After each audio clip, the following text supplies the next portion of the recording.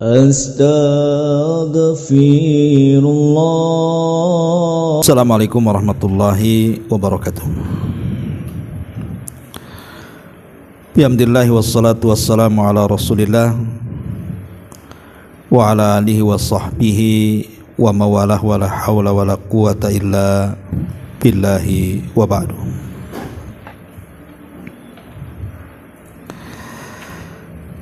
Kita lanjutkan kajian kita, masih membahas kitab Bahjah Qulubil Abrar, dan kita masuk pada poin ke-25 tentang tata cara sholat yang benar.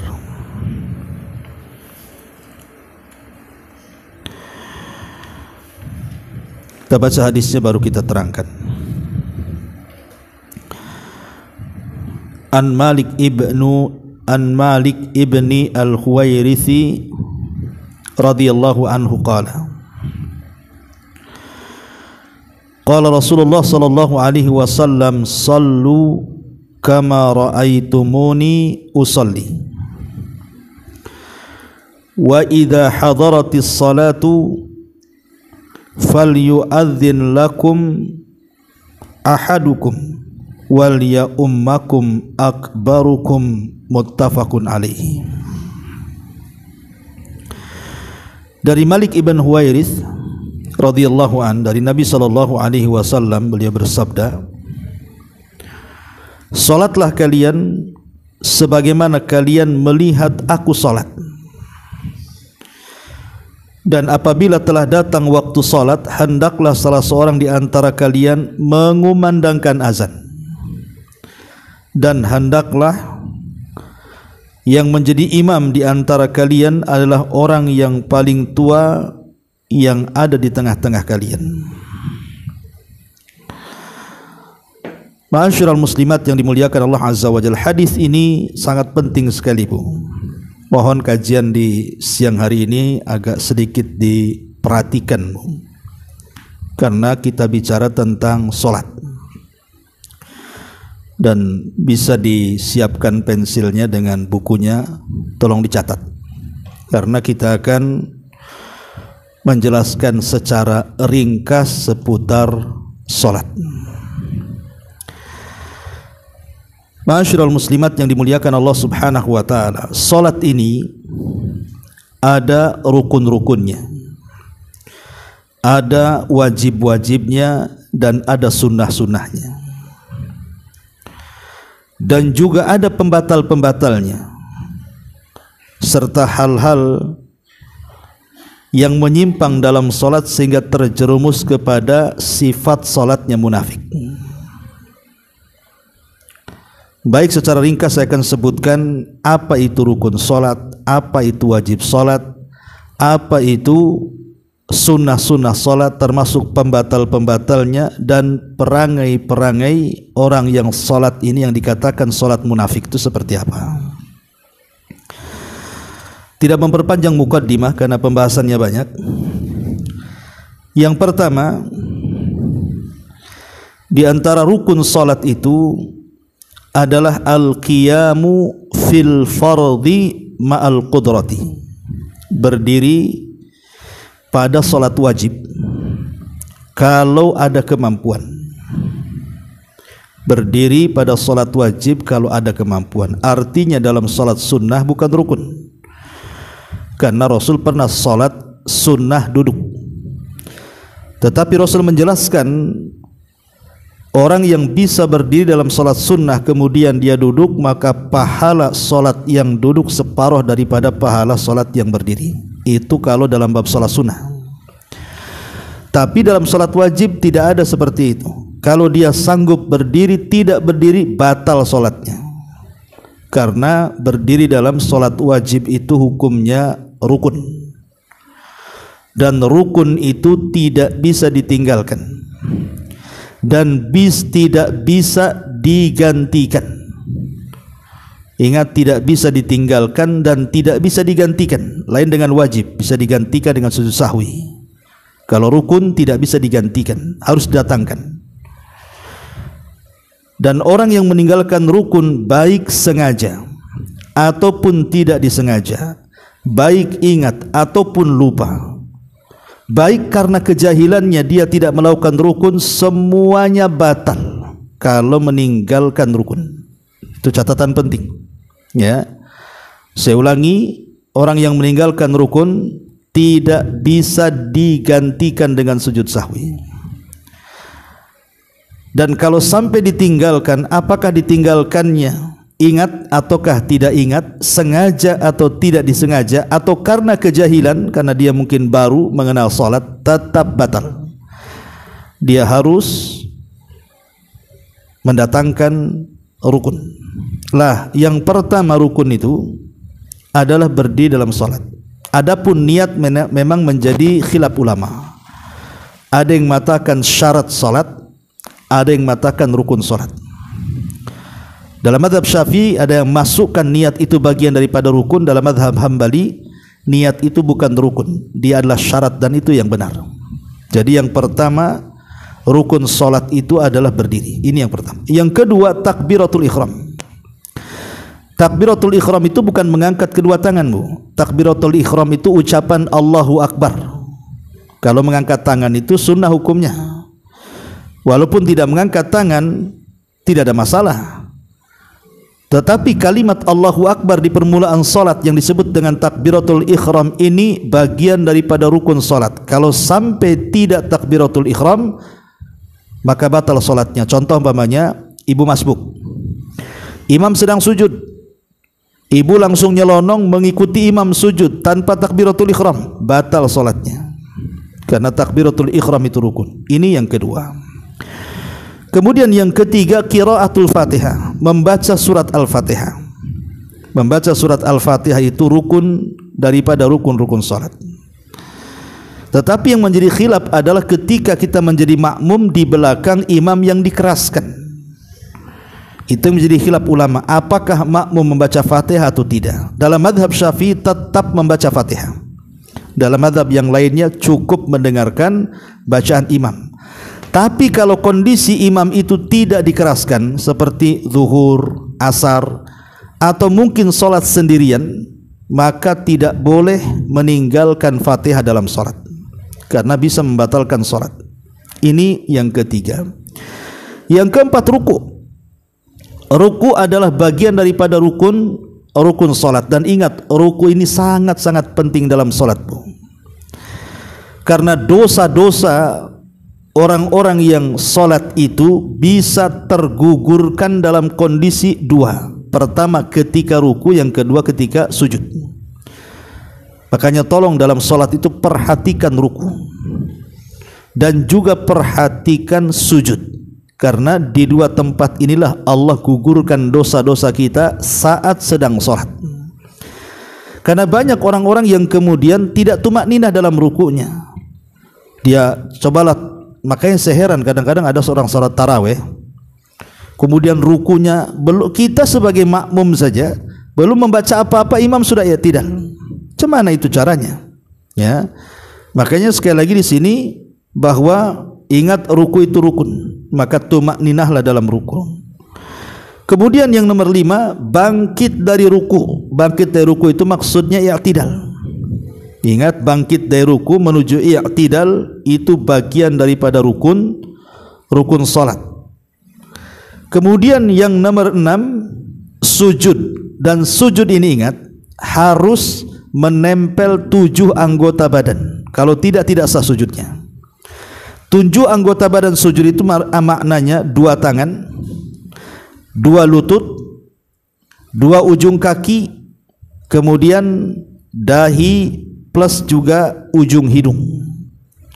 Berarti semuanya ada 7 ya. 2 kaki, 2 lutut sudah 4, 2 tangan 6. Kemudian ditambah dahi dan hidung menjadi 7. Lah 7 ini tidak bisa kemudian kecuali harus nempel di bumi. Kalau salah satunya tidak nempel di bumi, maka tidak sah sujudnya. Artinya dia meninggalkan rukun. Ini yang nomor 6. Yang nomor 7, bangkit daripada sujud. Bangkit daripada sujud, maka ini juga bagian daripada rukun. Kemudian yang 8, duduk di antara dua sujud. Duduk di antara dua sujud itu rukun. Kemudian juga setelah duduk di antara dua sujud, dan yang terakhir tuma'ninah dalam semua rukun. Tuma'ninah dalam semua rukun. Ini yang nomor 9 ya. Kemudian yang nomor 10, tasyahud akhir. Tasyahud akhir adalah rukun daripada rukun-rukun salat. Kemudian duduk untuk tasyahud akhir. Ini juga bagian daripada rukun-rukun salat. Termasuk salawat terhadap Nabi sallallahu alaihi wasallam, ini juga bagian daripada rukun. Kemudian tartib di antara rukun-rukun salat dari awal sampai akhir, dan yang terakhir mengucapkan salam. Jadi kalau kita total semua rukun salat itu ada berapa? Ada 14. Kalau yang memasukkan niat berarti 15.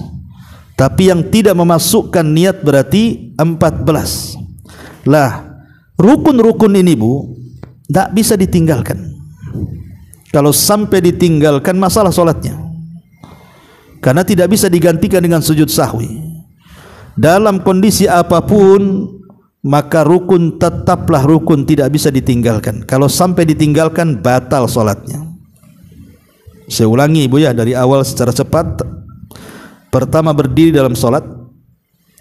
Yang kedua, takbiratul ihram. Yang ketiga, membaca Fatihah. Yang keempat, ruku. Yang kelima, bangkit dari ruku. Yang keenam, sujud dengan 7 anggota badan sujud. Kemudian yang nomor 7, bangkit dari sujud. Kemudian yang nomor 8, duduk di antara dua sujud. Kemudian yang 9, tuma'ninah dalam semua rukun. Kemudian yang nomor 10, tasyahud akhir. Kemudian yang nomor 11, duduk untuk tasyahud akhir. Kemudian yang 12, salawat kepada Nabi sallallahu alaihi wasallam. Kemudian yang ke-14, tartib di antara seluruh rukun salat, dan yang terakhir mengucapkan salam. Inilah di antara rukun-rukun salat. Itu yang harus diperhatikan soal rukun-rukun salat ini. Ini yang pertama. Yang kedua, bicara tentang wajib salat. Kalau wajib salat ini dia hukumnya lebih rendah dibandingkan rukun Bu. Kalau wajib itu dia lebih rendah hukumnya dibandingkan rukun. Kenapa? Karena orang yang meninggalkan wajib ini tidak batal salatnya, tapi harus digantikan dengan sujud sahwi. Tapi kalau dengan sengaja meninggalkan yang wajib, batal salatnya. Sengaja dia memang meninggalkan yang wajib, maka batal salatnya. Tapi kalau tidak ada unsur kesengajaan, maka bisa diganti dengan sujud sahwi. Itulah bedanya rukun dengan wajib ini. Adapun wajib-wajib salat itu semua ada 8 Bu. Jadi kalau rukun ada 14, ada yang mengatakan 15. Kalau wajib itu ada 8. Dan wajib salat ini ada yang sifatnya fi'liyah, ada sifatnya qauliyah. Artinya ada yang dalam bentuk perbuatan, ada yang dalam bentuk ucapan. Pertama, semua takbir selain takbiratul ihram itu wajib. Semua takbir Bu ya, ucapan Allahu Akbar, selain ucapan Allahu Akbar di permulaan salat itu masuk wajib. Umpamanya ibu mau ruku, takbir ya, Allahu Akbar, kemudian bangkit dari ruku, kemudian turun ke sujud, kemudian bangkit dari sujud. Intinya bahwa semua takbir ucapan Allahu Akbar selain takbiratul ihram wajib. Ini yang pertama. Ya, kalau sampai umpamanya ibu seandainya lupa nih, tidak ketika ruku lupa mengucapkan takbir Bu, langsung ruku saja, maka ibu harus ganti dengan sujud sahwi. Ya. Ini yang pertama. Yang kedua, ucapan subhana rabbiyal azim. Ucapan subhana rabbiyal azim. Kapan itu? Saat ruku. Rukunya rukun, tapi ucapan subhana rabbiyal azimnya wajib. Tidak boleh ditinggalkan. Kalau sengaja ibu tinggalkan tidak membaca subhana rabbiyal azim, batal salatnya. Tapi kalau ibu lupa mengucapkan subhana rabbiyal azim, ibu diam saja, bisa digantikan dengan sujud sahwi. Subhana rabbiyal azim. Ini yang kedua. Kemudian yang ketiga, ucapan sami Allahu liman hamidah, baik untuk imam ataupun untuk yang salat sendirian. Karena makmum itu cukup mengucapkan Rabbana walakal ham. Tapi kalau imam, dia mengucapkan Sami Allahu liman hamidah sangat bangkit dari ruku atau ketika kita sholat sendiri, maka itu hukumnya wajib. Ini yang ketiga. Kemudian yang keempat, ucapan Rabbana walakal ham bagi makmum. Ketika imam dia bangkit dari ruku membaca Sami Allahu liman hamidah, maka kita sebagai makmum membaca Rabbana walakal ham. Kemudian yang nomor 5, ucapan Subhana rabbiyal a'la wa bihamdi.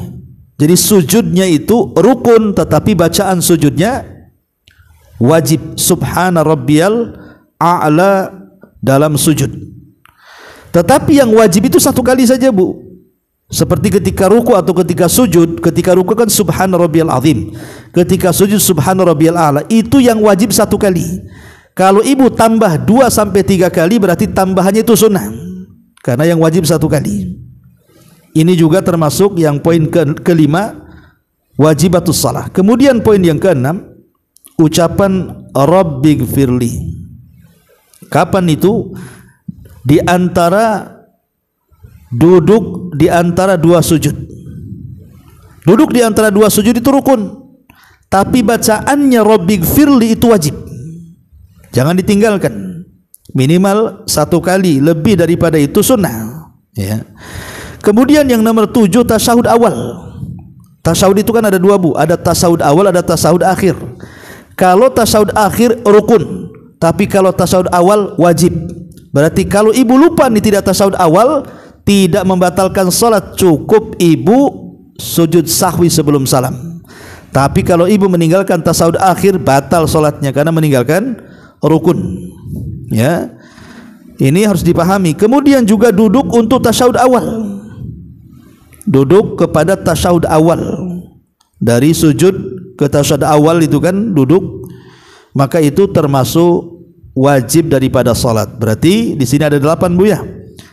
Semua takbir selain takbiratul ihram 1. Yang kedua, ucapan Subhana rabbiyal azim 2. Kemudian ucapan Sami Allahu liman hamidah baik kepada imam atau yang salat sendirian 3. Kemudian ucapan Subhana Rabbana walakal ham.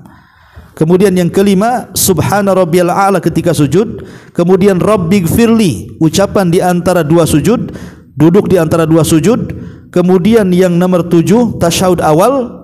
Dan yang terakhir nomor 8, duduk untuk tasyahud awal. Ini semua disebut wajibatu as-salah, kewajiban salat. Ini poin yang kedua. Poin yang ketiga, sunnah-sunnah salat. Sunnah-sunnah salat ini kita bagi menjadi 2, ya, biar mudah. Pertama, sunnah-sunnah kauliyah, ucapan. Yang kedua, sunnah-sunnah fi'liyah. Yang namanya sunnah dalam solat tentu dikerjakan dapat pahala, tidak dikerjakan tidak berdosa dan tidak membatalkan solat. Tapi sebaiknya untuk kesempurnaan solat lakukan walaupun hanya sunnah. Dan sunnah-sunnah solat ini, pertama kauliyah, ya, itu ada 7. Pertama, iftitah, doa iftitah. Jadi doa iftitah ini itu yang dibaca sebelum baca Fatihah setelah takbiratul ihram, itu sunnah. Jadi kalau ibu seandainya lupa nih tidak baca iftitah, langsung baca Fatihah, sah salatnya, tidak perlu diulang dan tidak perlu sujud sahwi, karena bukan meninggalkan yang wajib, ya, atau bukan meninggalkan yang rukun yang harus mendatangkan gantinya. Kemudian yang kedua, ta'awudz, ucapan a'udzubillahi minasyaitonirrajim sebelum baca Fatihah, itu juga sunnah. Kemudian ucapan bismillah. Yang ketiga, ucapan basmalah, bismillahirrahmanirrahim sebelum membaca Fatihah, ini juga sunnah. Kemudian tambahan bacaan ketika ruku, tambahan bacaan. Kan Subhana rabbiyal azim itu wajib yang pertama. Berarti tambahannya subhana rabbiyal azim yang kedua, subhana rabbiyal azim yang ketiga, itu sunnah. Ya, ini yang nomor 4. Termasuk juga tambahan ucapan rabbighfirli di antara dua sujud. Ya, duduk di antara dua sujud kita membaca rabbighfirli, itu yang wajib 1. Kalau sudah 2, 3 itu menjadi sunnah. Kemudian juga tambahan rabbana walakal hamd, rabbana walakal hamd setelah ruku menuju bangkit. Termasuk juga seseorang membaca Al-Quran setelah Fatihah, membaca Al-Quran setelah Fatihah. Ya, jadi bacaan Qur'annya sunnah tapi Fatihahnya rukun. Nah, inilah 7 perkara yang merupakan sunnah kauliyah. Ya, termasuk juga menambah doa dalam sujud. Nah, itu masuk dengan ruku tadi. Saya ulang ya, 7 itu ya. Pertama doa iftitah. Yang kedua bacaan a'udzubillahi minasyaitonirrajim. Yang ketiga bacaan basmalah bismillahirrahmanirrahim. Yang keempat menambah bacaan ruku dan sujud. Yang wajib subhana rabbiyal azim dan subhana rabbiyal a'la 1 kali. Kalau ditambah 2-3 kali menjadi sunnah. Kemudian yang nomor 5 menambah ucapan rabbighfirli menjadi 2-3 kali. Kemudian yang ke-6 ucapan rabbana walakal hamd, dan yang nomor 7 membaca Quran setelah Fatihah. Itu sunnah. Artinya kalau seandainya ibu salat zuhur, setiap rakaat ibu baca Fatihah tanpa surat, sah salatnya, karena bacaan surat itu hanya sunnah saja. Ini yang sifatnya kauliyah. Kemudian yang kedua yang sifatnya fi'liyah, perbuatan, dan itu ada 6. Pertama mengangkat kedua tangan. Ketika ibu takbiratul ihram itu kan kita angkat kedua tangan kita. Itu sunnah saja. Walaupun tidak mengangkat kedua tangan, ibu cukup Allahu Akbar, sah salatnya. Karena mengangkat kedua tangan itu adalah sunnah fi'liyah. Kemudian yang kedua meletakkan tangan di dada. Meletakkan tangan kanan di atas tangan kiri ketika bangkit dari ruku. Kan ada orang yang bangkit dari ruku tuh Bu, meletakkan tangan ke bawah, ada juga yang meletakkan di dada. Itu sunnah. Ya. Termasuk juga melihat tempat sujud dalam solat. Melihat tempat sujud dalam solat itu sunnah. Karena Abu Hanifah mengatakan ketika solat itu memandang ke depan gitu ya. Tapi yang betul adalah memandang ke tempat sujud, dan itu sunnah hukumnya. Kemudian yang nomor 4 muba'adatul yadaini anil batni asna as-sujud, menjauhkan sikut tangan dari lambung ketika sujud. Sampai dalam hadis itu sampai anak kambing bisa masuk tuh. Ya. Kemudian yang nomor 5 iftirash. Iftirash, ya, sujud iftirash itu artinya al-julus nasiban al-qadam al-yumna wa ja'ilan asabi'ahu lil qiblah. Muftarisan ar-rajul al-yusra jalisan 'alaiha. Jadi duduk iftirash. Duduk itu ada 2 kan, ada tawarruk, ada iftirash.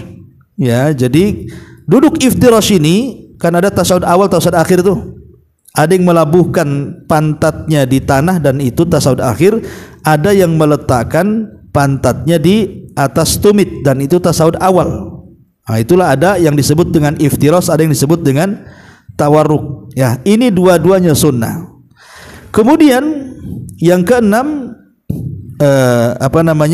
tawarruk. Berarti masuk tadi iftirash dan tawarruk, artinya posisi duduk baik melabuhkan ke tanah ataupun meletakkan pantat di atas tumit, maka dua-duanya adalah sunnah. Berarti kalau kita singkat, 1 mengangkat kedua tangan ketika takbiratul ihram dan takbir-takbir yang lainnya.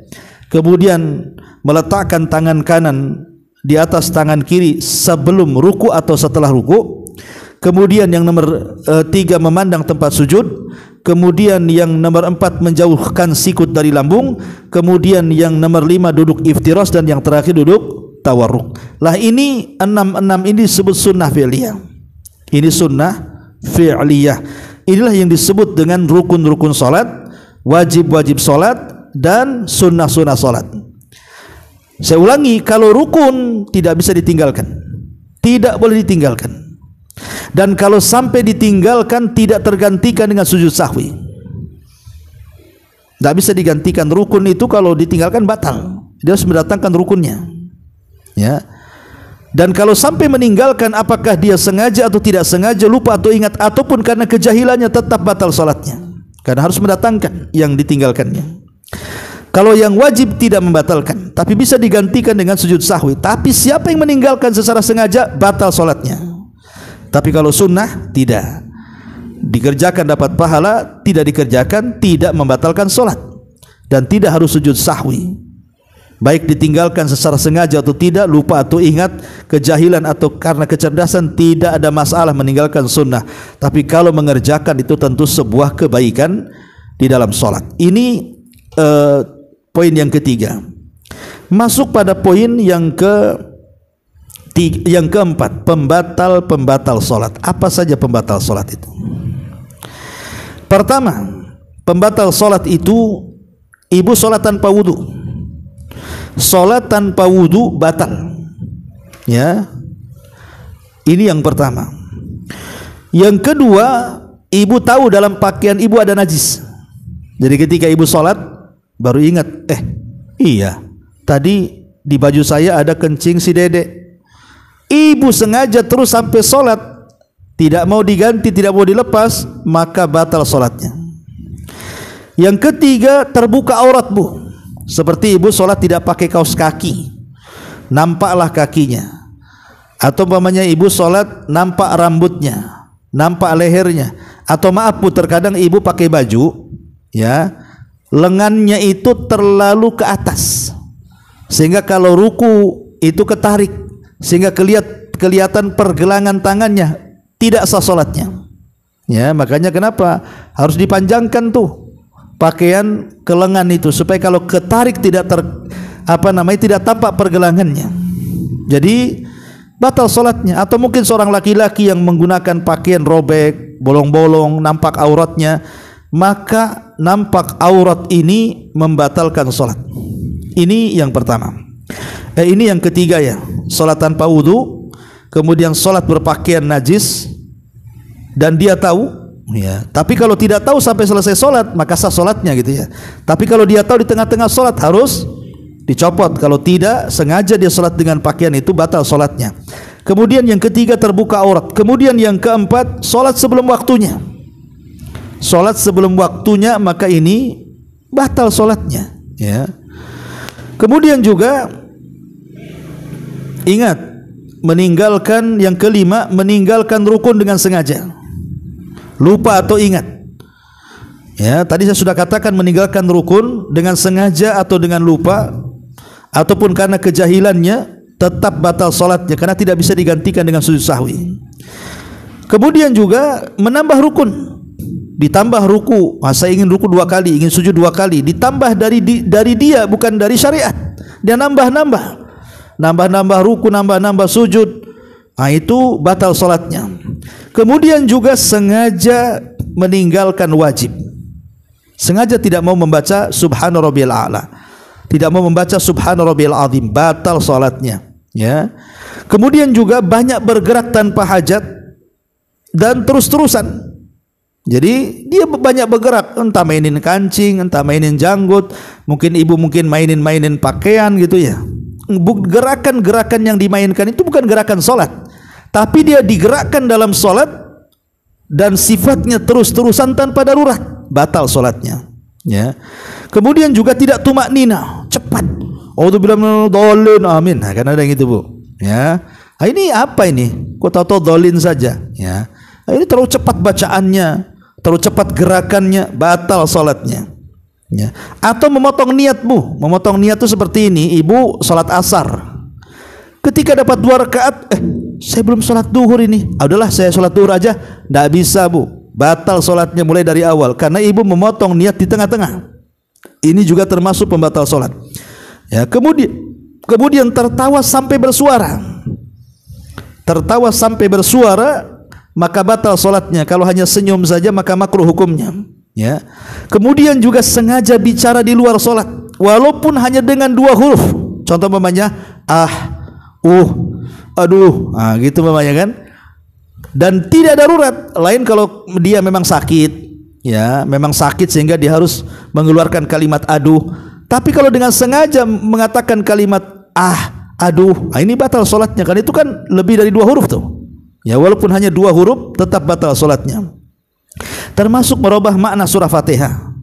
Pamannya dia baca bukan ihdinas siratal mustaqim tapi ahdinas siratal mustaqim.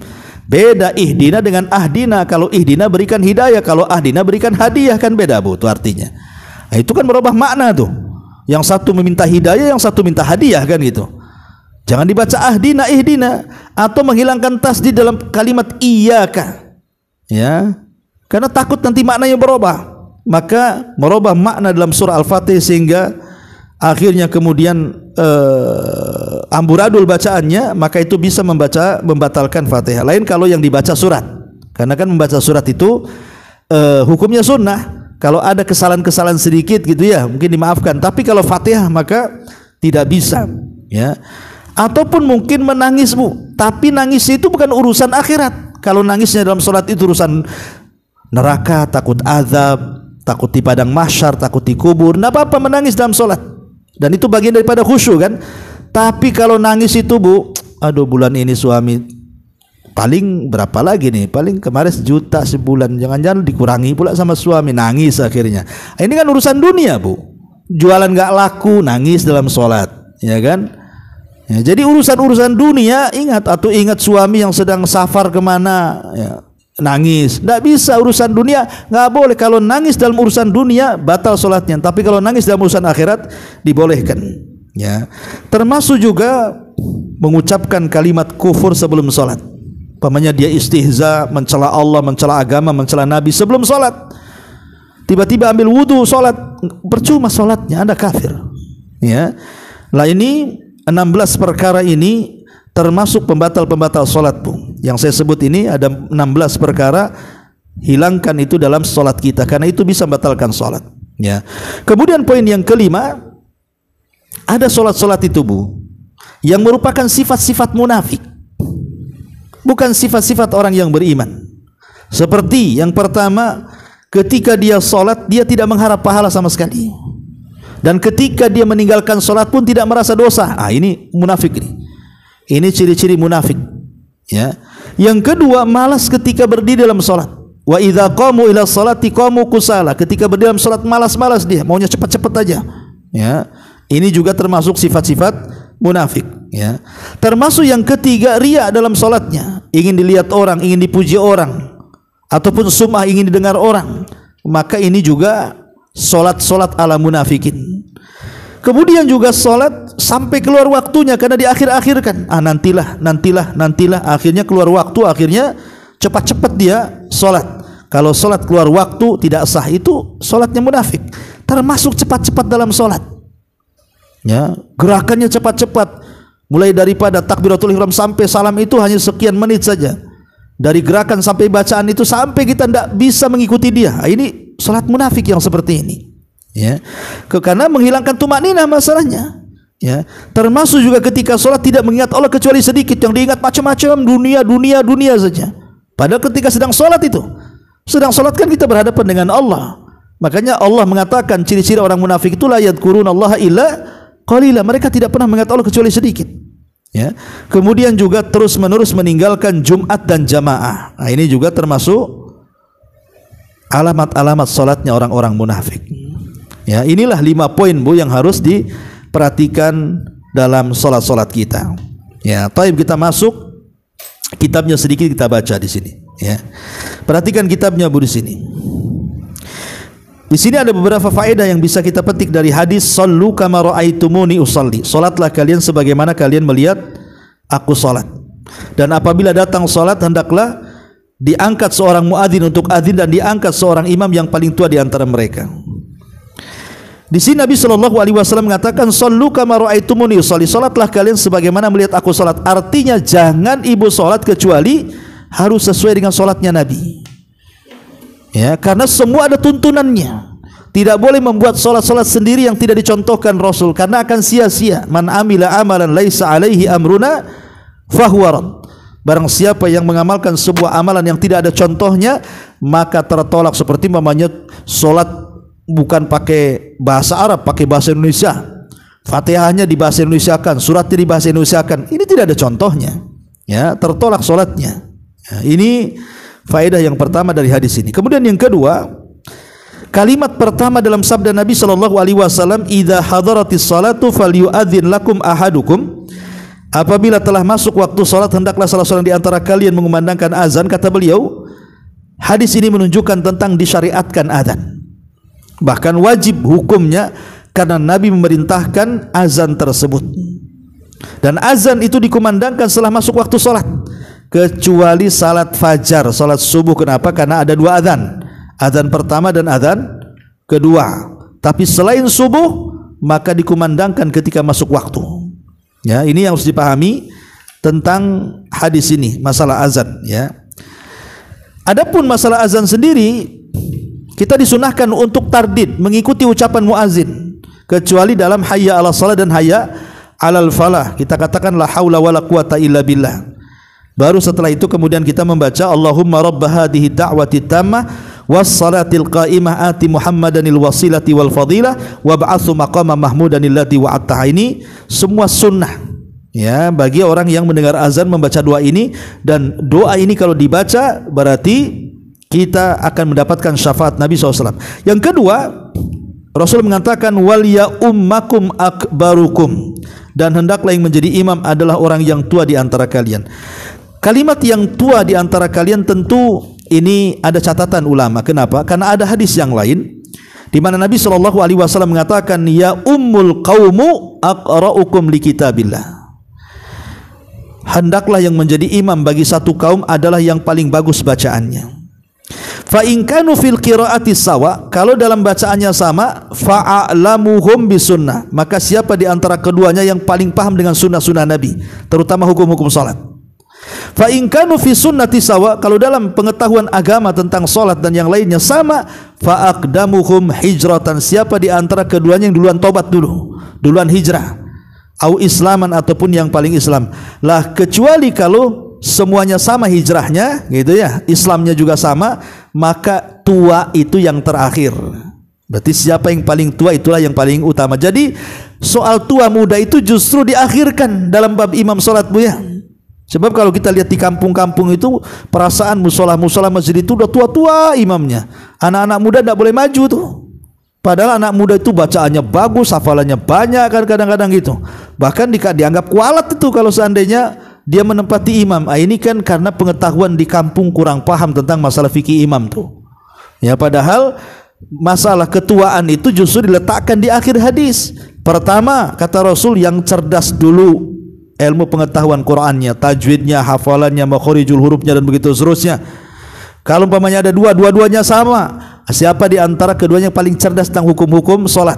Minimalnya hukum salat lah, umumnya hukum-hukum Islam.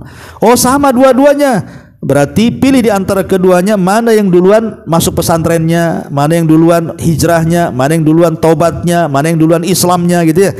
Sama, baru cerita umur. Kok umurnya sama, Ustadz? Macam mana? Baru diundi. Ya, undian terakhir itu. Nanti kayak ngocok arisan itu, Bu. Itu kalau sama-sama tua, usianya sama, tanggal lahirnya sama, harinya sama, tahunnya sama, adalah diundi yang terakhir. Ya. Kemudian kalimat yang ketiga pada halaman ke-90, yaitu kalimat yang disebut pertama kali dalam hadis Nabi SAW, sallu kama ra'aitumuni usalli. Salatlah kalian sebagaimana kalian melihat aku salat. Kalimat ini mencakup seluruh perkara yang beliau lakukan. Ucapankah, perbuatankah dalam salat, maka semua harus mengikuti Nabi SAW. Kalau bahasa saya, kalau kehusuan mungkin kita tidak bisa meniru khusyuknya Nabi. Bahkan meniru khusyuknya sahabat saja kita tidak bisa. Tapi minimalnya gerakan dan bacaannya sesuai dengan sunnah Nabi, itu saja. Ya, kalau kita nih mau menjadi sholatnya khusus Rasul dan para sahabat, kayaknya mustahil, Bu. Karena keimanan kita tidak seperti keimanan mereka para sahabat.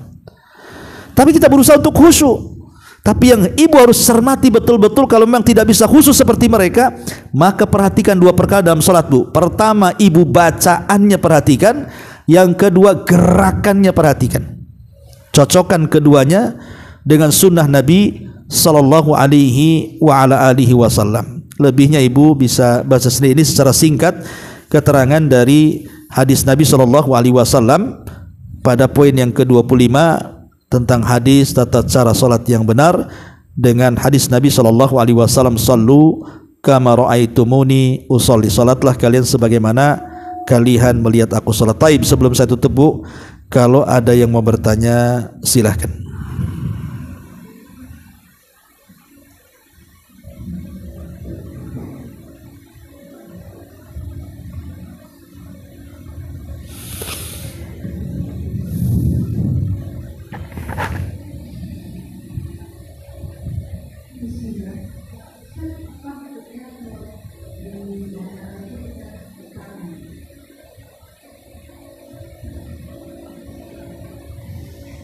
Kalau kita ada bicara tepuk tangan atau tepuk tangan dalam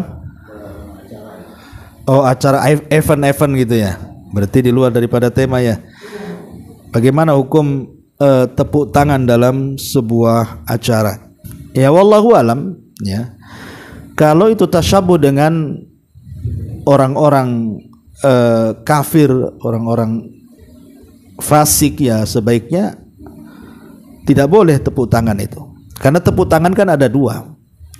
Ada tepuk tangan itu untuk menghina, ya, umpamanya karena kalah dia seneng, lawannya kalah, akhirnya tepuk tangan itu kan menghina namanya, ya.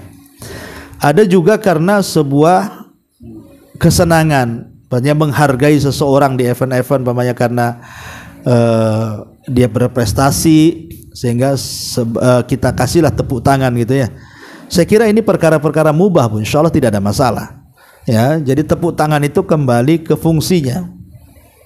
Apa fungsi tepuk tangan itu? Kalau dalam menghina orang, merendahkan orang, tepuk tangan ya tidak boleh ya. Tapi kalau maksudnya hanya untuk memberikan semangat, motivasi, insya Allah tidak ada masalah ya. Wallahu a'lam.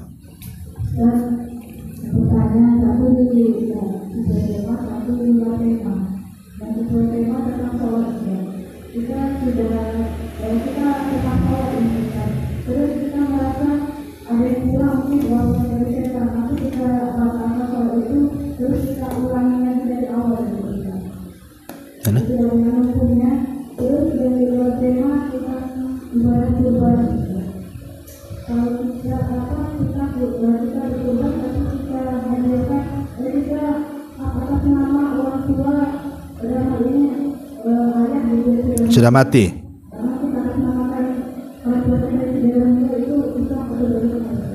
Iya, yang pertama gimana? Yang pertama kita lagi sholat nih, atau ada waswas lagi tidak, itu kita batalkan. Oh iya, ketika kita sholat ada waswas, namanya waswas itu kurang serakaat atau mungkin nambah 1 rakaat, nggak boleh dibatalkan karena hukum waswas itu ada sendiri hukumnya dalam sholat. Ingat, ketika waswas jangan dibatalkan, itu ada sendiri hukumnya. Orang yang ragu-ragu, contoh namanya waswas, apakah dia tadi serakaat atau 2 rakaat? Kata Nabi SAW, pilih yang yakin. Ya, kalau dia mengatakan apakah saya baru 2 atau 3, tetapkan 2 tambah 1, kemudian lakukan sujud sahwi. Kalau pengurangan ambil yang sedikit. Kalau penambahan ambil yang banyak. Apakah saya 4 atau 5? Berarti jangan ambil yang 5. 5 berarti jangan nambah. Gitu ya. Jadi cukup sujud sahwi saja. Jadi hukum waswas itu ada sendiri, tidak boleh membatalkan sholat. Makanya Nabi mengatakan dalam sebuah hadis itu, apabila terdengar suara dari perut kalian, maka jangan dulu membatalkan sholat sampai kau dengar ledakannya ataupun kau dengar mencium baunya. Maksudnya kentut. Ya. Artinya nggak boleh kita waswas hanya gara-gara kerubuk-kerubuk dalam perut kan, sampai ada bukti bahwa kita kentut atau tidak. Ya, jadi nggak boleh waswas membatalkan sholat. Lanjutkan aja sholatnya.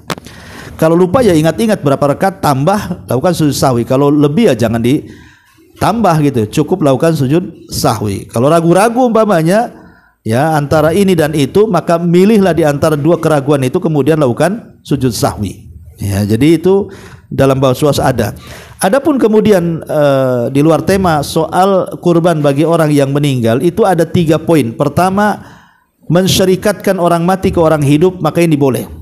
Umpamanya saya punya kambing, saya sembelih, ya Allah ini kambing kurbanku, kambing keluargaku, kambing istriku, kambing suamiku, kambing anakku, plus orang tuaku yang sudah meninggal. Boleh, tidak ada khilaf. Atau yang kedua, karena sebelum meninggal orang tua berwasiat atau bernazar, boleh tanpa khilaf. Yang jadi khilaf adalah sengaja beli kambing untuk dikorbankan kepada orang tua yang sudah meninggal. Jadi bukan karena diserikatkan, bukan karena wasiat, bukan karena nazar, memang semata-mata ingin tabarruk, berbuat baik kepada orang tua yang sudah meninggal, beli kambing kemudian diniatkan orang tua. Ini jadi khilaf ulama. Ada yang mengatakan itu bid'ah, tidak ada. Karena Rasul juga tidak pernah korban kepada Khadijah, padahal Khadijah meninggal duluan. Tidak pernah korban kepada anak-anak putrinya, padahal meninggal duluan.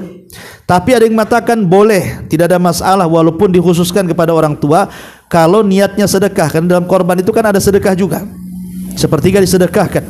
Dan sepakat orang sedekah sampai pahalanya kepada orang yang mati. Ya, sehingga ini masalah khilafiyah ulama.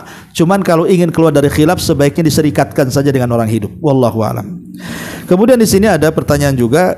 Maaf Ustadz, ana pernah baca di sebuah postingan bahwa sembelian orang yang tidak sholat maka dagingnya haram.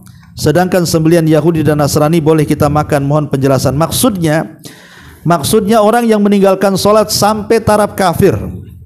Ya, seperti apa sholat sampai taraf kafir itu? Ketika dia lebih banyak meninggalkan sholat dibandingkan melakukannya. Umpamanya 1 tahun tidak pernah sholat, Idul Fitri saja dia muncul, Idul Adha saja dia muncul, Jumatan saja dia muncul. Maka Ibnu Taimiyah mengatakan man taraka sholata jumlatan faqad kafar. Siapapun yang meninggalkan sholat secara jumlah lebih banyak meninggalkan dibandingkan mengerjakan, kafir.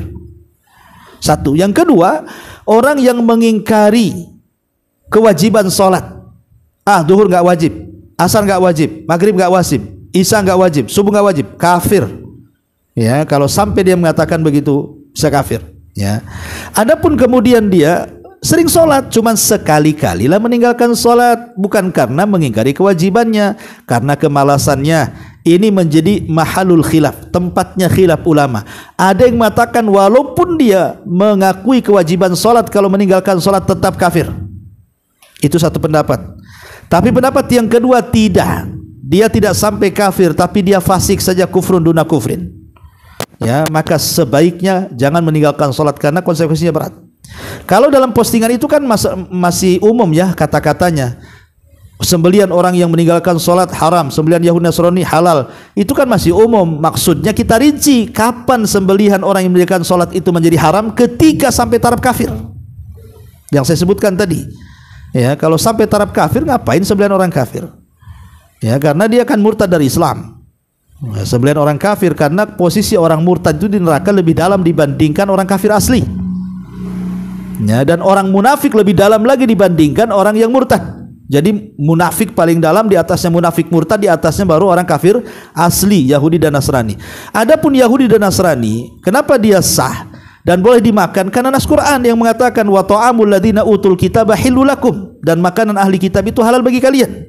Itu nas Quran ada, tapi tidak ternaskan orang yang murtad dari Islam halal sembelihannya. Ya. Jadi orang yang meninggalkan sholat itu kalau sampai taraf kafir, pertama tidak boleh disolatkan, kedua tidak boleh dimandikan, tidak boleh dikafankan, tidak boleh dikuburkan di kuburan kaum muslimin, tidak halal kemudian dinikahkan dengan anak kita, tidak halal sembelihannya, dan macam-macam. Itu konsekuensinya berat orang meninggalkan sholat itu kalau sampai taraf kafir. Saya ulangi ya, wallahu a'lam. Taib, sampai di sini. Ya, mudah-mudahan ada manfaatnya. Subhanakallahumma bihamdika asyhadu an la ilaha illa anta astaghfiruka wa atubu ilaik. Allahu